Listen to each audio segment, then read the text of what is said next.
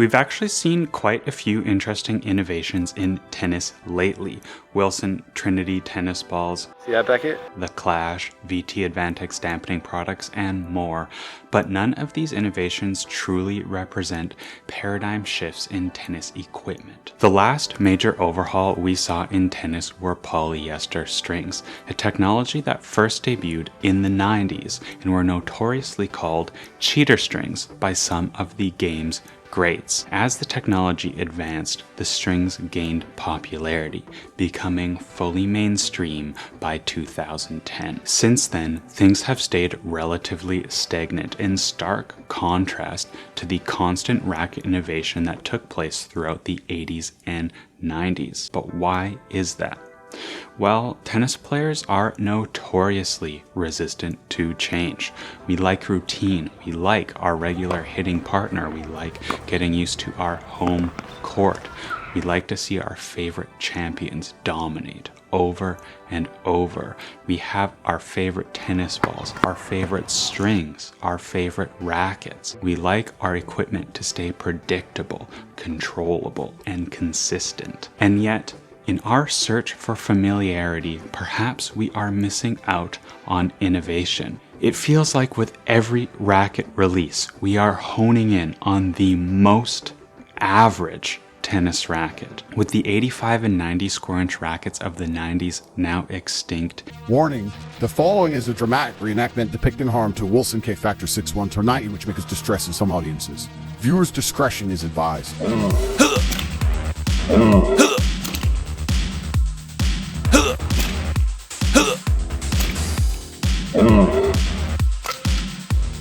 So where is the next innovation in tennis rackets, and will it be enough to convert us stubborn tennis players? My name is Brett Bothwell. I'm the founder and owner of Bolt Sports tennis racket company. I'm also the design engineer of the Bolt Zip Strip, suspension technology for rackets. My professional background is in architecture.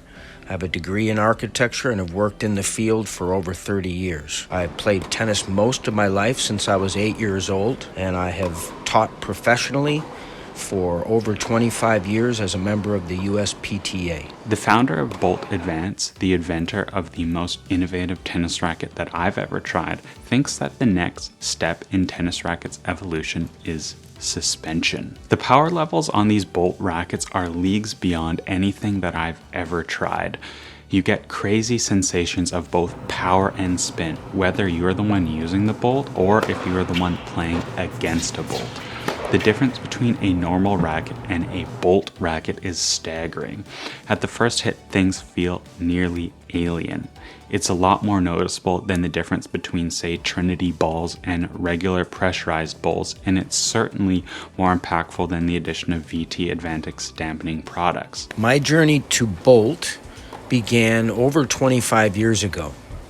In the early 1990s, I was working as a hitter on the weekends at a tennis club in New York City. And it was about that time that the first wide body hollow tube carbon composite rackets came out. And they were very powerful and very stiff. And it was clear to me that something would have to be done about that eventually. They were going to hurt people. That much was clear. So I hit upon the idea of suspension on the head frame of a racket. The idea wasn't new, but I knew that it was very difficult to do. I made some prototypes, and of course I wanted to sell the idea to a manufacturer, and I tried for many years to do that. And through a long experience, I realized that the idea of suspension was simply too big for the manufacturers in tennis.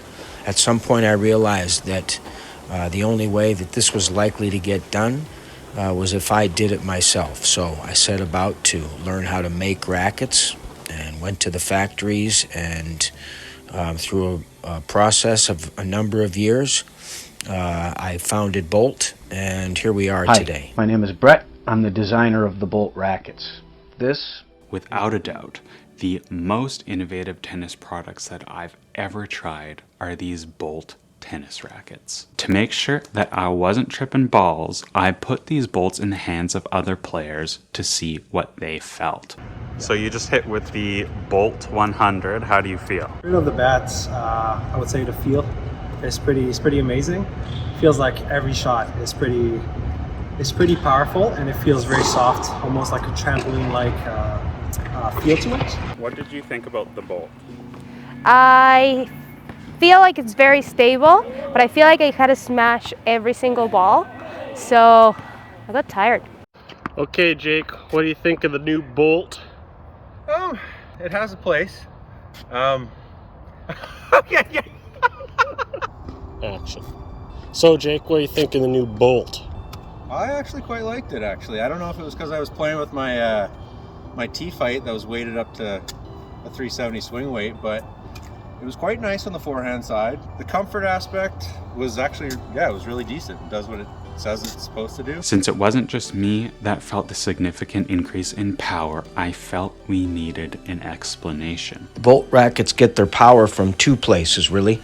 The first is the stiff frames. The stiff frame doesn't absorb the ball energy on impact, and therefore the ball tends to have most of its energy on the rebound. The second aspect for a Bolt racket is the zip strip suspension. That's the spring suspension on the head frame, which compresses at impact and absorbs ball energy, but it also can release that energy back into the ball as it releases from the string bed. The combination of the stiff frame and the stored energy release of the zip strip into the ball flight, the combination results in some very serious power. As with all tennis products, there does seem to be a bit of a trade-off.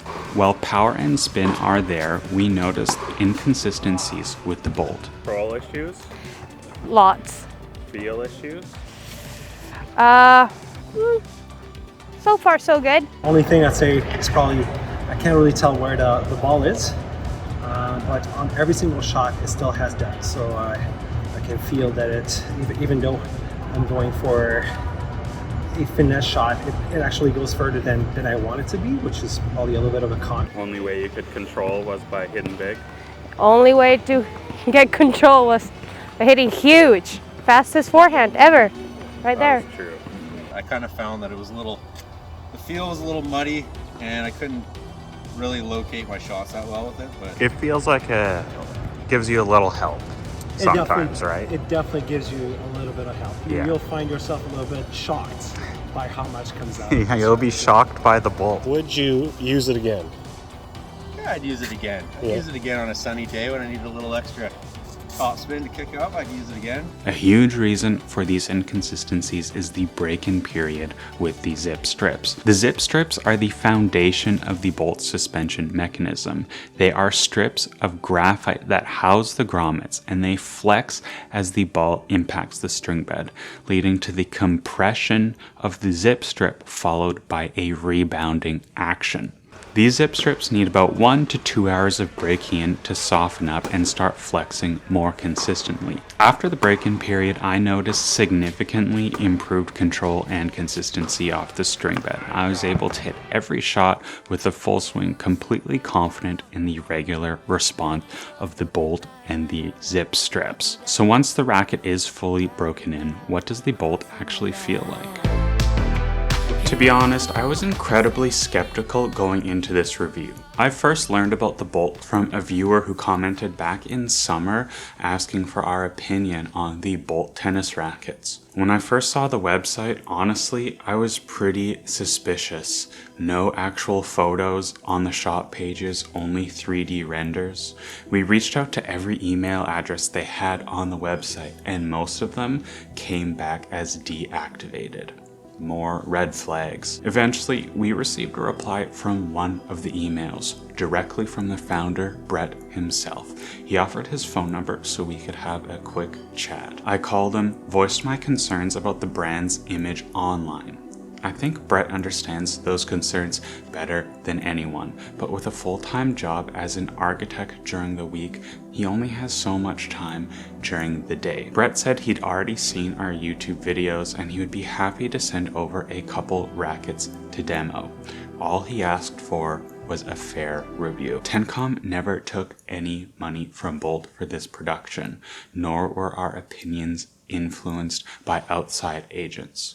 We are only here to share our honest experiences with these rackets. Only a few days after our phone call, we received a couple of Bolt rackets in the mail. So let's start with the specs. There are two primary molds here, the 100 and the 98. The B100 V2 came in at 296 grams unstrung. Pretty good QC here, but it did have a very beefy strung swing weight of 330. The B98 V2 came in at 309 grams unstrung and boasted a huge swing weight of 345. Bolt hasn't made the stiffness specs public for the V2 molds. However, the previous V1 molds came in at an RA of 70. Based on the Bolt's ability to redirect pace, I'm guessing that the stiffness is at least 70, if not a bit higher for the revision. Don't let this number scare you though, because the zip strip suspension system performs as advertised. A bunch of my friends noticed increased comfort compared to their normal rackets. So I've been dealing with a shoulder injury for the past few months, and honestly, playing with the Babolat Pure Aero, I thought I might have to take a prolonged break from tennis. When I switched to using the Bolt and their new suspension on the rackets, I noticed a significant and immediate improvement to the pain levels I felt in my shoulder. Especially on the forehand side, I was dealing with some sort of impingement, and the impact of the ball was really affecting my ability to swing through shots confidently and even just enjoy tennis at a baseline level. But the Bolt suspension noticeably reduced the vibration coming through the racket and into my arm in a way that allowed me to keep playing and enjoy the game again. The high swing weights make it really easy to redirect pace and hit through the court. But you might be thinking the only reason the Bolt has that great stability and has that great power is because of the combination of the high stiffness and the high swing weight. Well, that's exactly why Brett also sent over the Bolt 100L V2. You can feel the suspension really working overtime in this lighter package. I typically find service returns and volleys extremely difficult with lighter rackets due to that low static weight. I just don't feel like you can punch balls back deep with confidence. The racket simply gets too upset by the impact, but the Bolt 100L handles these shots with surprising grace for its weight, confidently redirecting balls deep into the court. However, the suspension system definitely does take some getting used to. I really think that a vibration dampener is an absolute must. The zip strips cause some additional audible vibration that sounds quite off-putting to me. The vibration noise is louder and lasts a lot longer after the impact compared to a normal racket. Even with the dampener, I think it's a bit much, though it's not vibration that you can feel transferring through the racket and into your arm. It's just the suspension doing its job. As previously mentioned, the balls do have a tendency to fly. I really struggled to control the B98 due to a high swing weight. It was hard to get that wrist whip on my forehand side to add enough spin to keep the ball in. With a bit of an adjustment, I was actually really able to find my stride with the B100. At 330, the swing weight is light enough for my game to add a huge amount of topspin to every shot. The added depth from the suspension combined with that extra spin I was forced to hit led to some extremely heavy balls. Even Simon commented that I was hitting harder with the stock B100 than I usually do with my modified Extreme Tours, a rare occurrence for our stock reviews. That said, I really believe that his experience was influenced by the strange spin that the bolts tend to generate. Typically at the levels 4.5 and below, big topspin balls tends to bounce upwards more than they do forwards. This is because when the ball hits the ground on its first bounce, it slows down significantly. Even the hardest topspin players tend to generate balls that rebound towards you at about a 45-degree angle, slowing down significantly once they hit the ground. The bolts feel like they generate a different kind of spin. Topspin balls feel like they shoot towards you, almost accelerating on the bounce. I noticed this when playing against Mathieu, Simon, Ali, and Jake. Playing with a normal racket, they'd hit a normal topspin ball that would slow down on the bounce, rebounding mostly upwards. But as soon as they switched to the Bolt, their balls started carrying a lot more speed through the bounce. I see this as a huge advantage for the bolts and the zip strips. If you really care about winning points in matches, I think the bolts are a great choice. They help you hit deeper, they help you hit harder, they help you hit with more spin. Not only more spin, but a different kind of spin.